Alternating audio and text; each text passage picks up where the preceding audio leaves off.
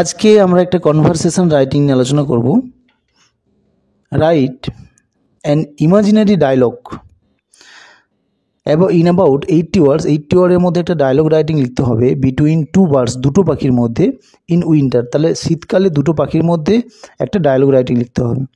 One of whom is flying away to a warm country, একটা পাখি যে কিনা উড়ে চলে যাচ্ছে একটা উষ্ণ দেশে। And the other is stuck in a cold land, এবং অন্য পাখিটা যেটা কিনা ওই ঠান্ডাতে আটকে পড়ে আছে। এই দুটো পাখির সাথে কনভারসেশন। তো প্রথমে আমি দুটো পাখির নাম নিলাম, এখানে ডাব আর একটা নিলাম উডপিকার। প্রথমে ডাব মানে ঘুঘু পাখি কি বলছে, hello friend, how are you, কেমন আছো তুমি। উডপিকার মানে কাঠঠোকরা পাখি কি বলছে, আই এম নট গুড, আমি ভালো নেই। I can sense that chill in the air, আমি বাতাসে ঠান্ডা অনুভব করতে পারছি। ডাব, ইয়েস উইন্টার ইজ কামিং, হ্যাঁ শীতকাল চলেই এলো।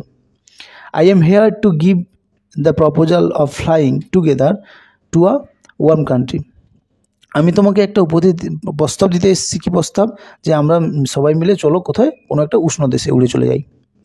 উডপিকার, দ্যাটস গ্রেট, এটা তো খুব ভালোই ব্যাপার।